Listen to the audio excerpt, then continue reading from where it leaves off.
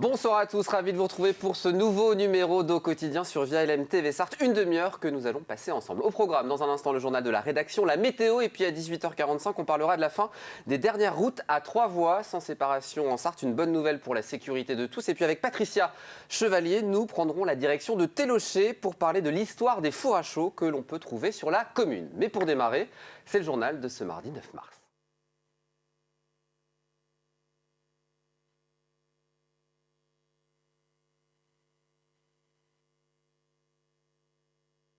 Et la lumière fut avec Hélène Galliana, la présentation ce soir. Bonsoir Hélène. Bonsoir Aurélien, bonsoir à tous. Au sommaire, un moyen de déplacement qui cartonne au Mans. Les vélos à assistance électrique sont de plus en plus nombreux à circuler dans l'agglomération, vous le verrez. Le printemps des rillettes, le retour en partie annulé pour cause de Covid l'an passé, l'événement revient pour le plus grand plaisir des Sartois. Lutter contre les discriminations sociales, c'est l'objectif de l'association La Cravate Solidaire. En plateau, pour en discuter avec nous ce soir, Blandine Landoas, directrice de la structure. Mais on ouvre ce journal avec cette affaire qui avait secoué la Sarthe dans les années 90. Dany Leprince, condamné en 1997 pour le quadruple meurtre de Torigny sur Dué commis en 1994, demande une nouvelle enquête en révision. Il avait été condamné à la peine maximale, la perpétuité, pour le meurtre de son frère, de sa belle-sœur et de 2 de ses nièces, meurtre qu'il nie. Ce mardi 9 mars, son avocat annonce rapporter des faits et des témoignages nouveaux qu'il compte faire examiner. La requête a donc été déposée le 1er mars dernier. Plusieurs milliers de pages de documents que devront examiner les magistrats. Dany Leprince espère un second procès. Pour mémoire, il s'agit de la seconde requête déposée par l'ancien agriculteur. La première, en 2006, n'avait pas pu aboutir. On les voit nombreux dans les rues du Mans. Le vélo à assistance électrique a le vent en poupe, Hélène. Depuis 10 ans, la CETRAM en propose à la location dans l'agglomération du Mans. Et d'année en année, le marché continue son expansion. Il y a actuellement 2300 vélos à assistance électrique. Et bientôt, 600 supplémentaires arriveront pour renforcer la flotte. Reportage Anthony Piton. Leur succès ne s'essouffle pas. Depuis 10 ans, la CETRAM mise sur les VAE, les vélos à assistance électrique. Preuve de l'enthousiasme des riverains du Mans et son agglomération, un nouvel espace vélo a ouvert l'an dernier. On a quand même des clients qui sont pas loin des 20 000 km depuis un peu plus de 10 ans maintenant qu'ils ont les vélos. Tous les ans, le parc de vélos de la CETRAM s'agrandit. Il compte aujourd'hui 2500 vélos, dont 2300 à assistance électrique. On voit qu'avec les beaux jours, on a une reprise des demandes de nouveaux vélos. Donc nous en avons actuellement en stock, donc nous pouvons répondre au présent à cette demande. La pratique du vélo est aussi dopée par la pandémie de Covid-19. En 2020, la CETRAM a enregistré une hausse de 40% des locations. Ça devient dans l'air du temps et le développement des vélos assistance électrique accompagne ce développement. Et même des personnes qui avaient arrêté ou qui ne faisaient pas du tout de vélo depuis longtemps se remettent à faire du vélo aujourd'hui. Pour accompagner cet engouement, le Mans Métropole veut continuer à investir. Ces investissements concerneront autant la voirie que les services proposés par la CETRAM. On va acheter de nouveau 600 vélos. Et je crois que ça va continuer à monter, puisque les gens qui ont pris l'habitude de voyager à vélo vont peut-être continuer. Puis alors si en plus on met des infrastructures, bandes cyclables et pistes cyclables dignes de ce nom, je pense qu'on aura de plus en plus de personnes à faire du vélo. Les vélos à assistance électrique de la CETRAM se louent à la journée, au mois ou à l'année. Depuis l'an dernier, les réservations peuvent se faire directement sur Internet, sur le site cetram.fr. Santé à présent et de 9, la Sarthe passe à 12. Car 3 nouveaux centres de vaccination vont ouvrir dans le département. Ils seront implantés à Sablé-sur-Sarthe, La Ferté-Bernard et Beaumont-sur-Sarthe et sont destinés à vacciner les personnes de 75 ans et plus qui le souhaitent. La prise d'un rendez-vous en amont est impérative pour bénéficier d'une injection. À ce jour, 44 232 doses de vaccins ont été administrées en Sarthe. Puis par ailleurs, une information concernant les chiffres du Covid dans le département. L'Agence régionale de santé fait savoir que 44,6% des personnes testées positives le sont au variant anglais. Allez Hélène, on parle solidarité à présent avec l'invité de ce journal, Blandine Landoas, la directrice de La Cravate Solidaire, Le Mans. Blandine Landoas, bonsoir. Bonsoir. Derrière un nom qui peut parfois prêter un peu à sourire, ce sont des actions concrètes en fait, qui sont menées au sein de La Cravate Solidaire. L'objectif, c'est de lutter contre les discriminations sociales, d'aider à réinsérer dans la société par le biais du travail des gens que vous voyez de plus en plus nombreux dans votre structure située au Mans. Exactement, donc c'est vrai que la Cravate Solidaire a organisé les premiers ateliers coup de pouce en 2016 et de plus en plus des associations nous prescrivent donc des bénéficiaires, des demandeurs d'emploi, des étudiants ou des jeunes en recherche de formation ou de stage. Vous aviez combien de personnes avant la crise sanitaire qui venaient vous voir ? Alors avant la crise, c'est vrai qu'en 2019, on a eu une année quand même assez exceptionnelle parce qu'on a été très demandés. En fait, des demandeurs d'emploi sont venus en grand nombre. On a reçu près de 320 bénéficiaires au cours de cette année 2019. Et c'est vrai qu'en 2020, on a été comme les demandeurs d'emploi un petit peu stoppés dans notre élan. Et donc du coup, c'est pas une année du tout qui est référence. Mais voilà, 2021 sera une autre année. Et de plus en plus, surtout en 2 mois. Là, on est au mois de mars, janvier-février, 100 personnes sont venues dans vos locaux. C'est 3 fois plus que d'habitude. Ouais, exactement. Ouais. Vous m'expliquez comment tout ça ? On a peut-être un effet justement Covid, un petit peu un effet boomerang. Comme je vous le disais, en fait, on a reçu assez peu de bénéficiaires l'année dernière et en fait, les recherches d'emploi peuvent à nouveau reprendre. Donc nous, nos bénéficiaires, ils viennent à la Cravate pour se préparer à l'entretien de recrutement. Donc les recrutements reprennent. Donc les bénéficiaires ont de plus en plus besoin de nous, voilà, comme d'autres partenaires aussi sur Le Mans et la Sarthe. Alors justement, comment ça se passe pour venir chez vous et bénéficier de votre aide ? Alors c'est tout simple, il suffit de nous contacter.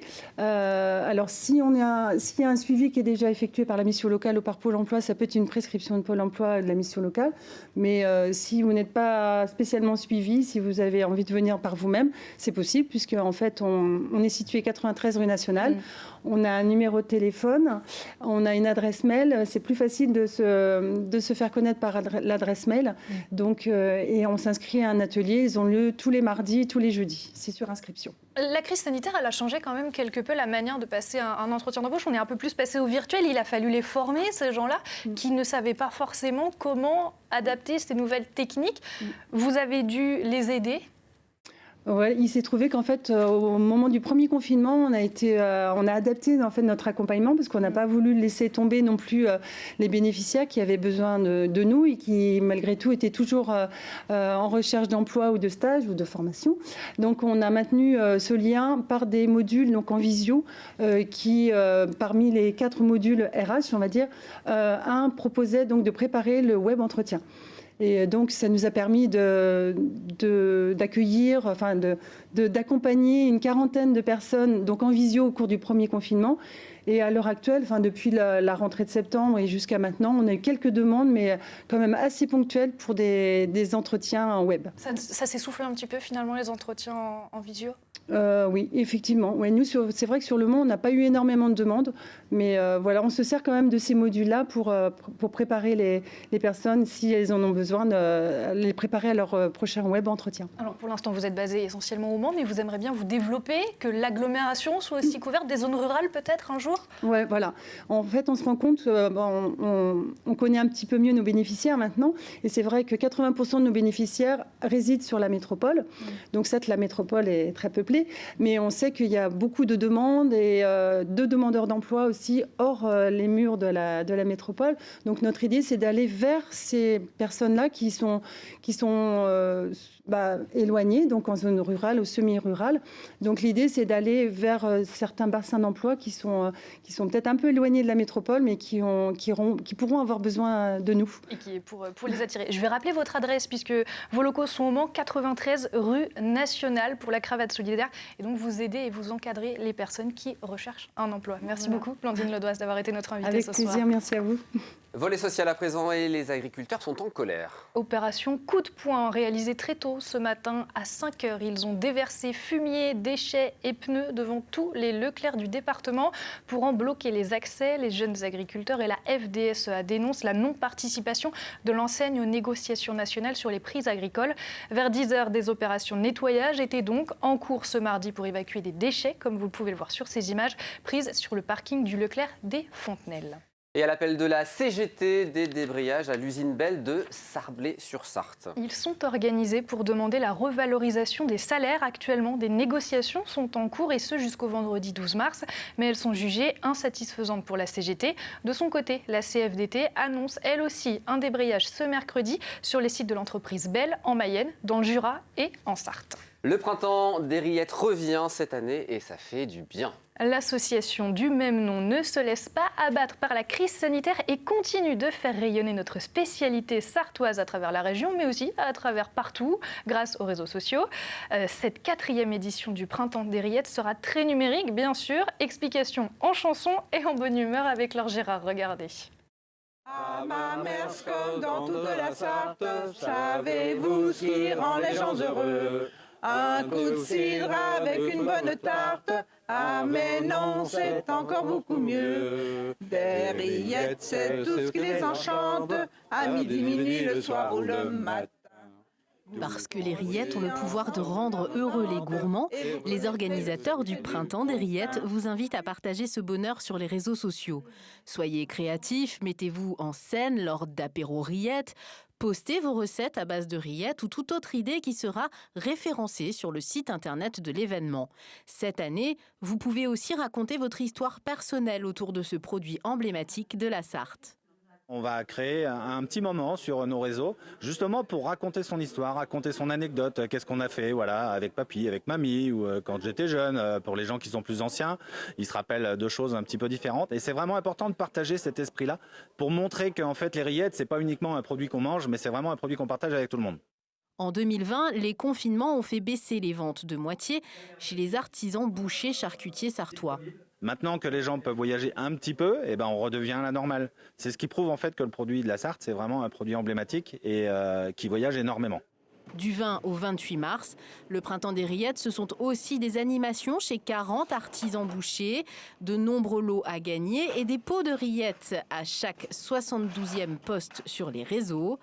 Et ce n'est pas un hasard si le festival commence le 20 mars, journée mondiale du bonheur. Rire et mettre les cœurs en fête, c'est tout ce qu'il faut pour un Sartois. Voilà. Parfait, merci beaucoup. Je rappelle le Mais on vous l'a gardé la musique, regardez, vous allez la voir. Vous pourrez l'apprendre Aurélien et puis vous nous la chanterez. On va l'apprendre par cœur, je le promets aux téléspectateurs. On rappelle les dates quand même du Printemps des rillettes, c'est du 20 au 28 mars prochain. Merci beaucoup Hélène, c'est la fin de ce journal, une petite pause, la météo et on se retrouve juste après, à tout de suite.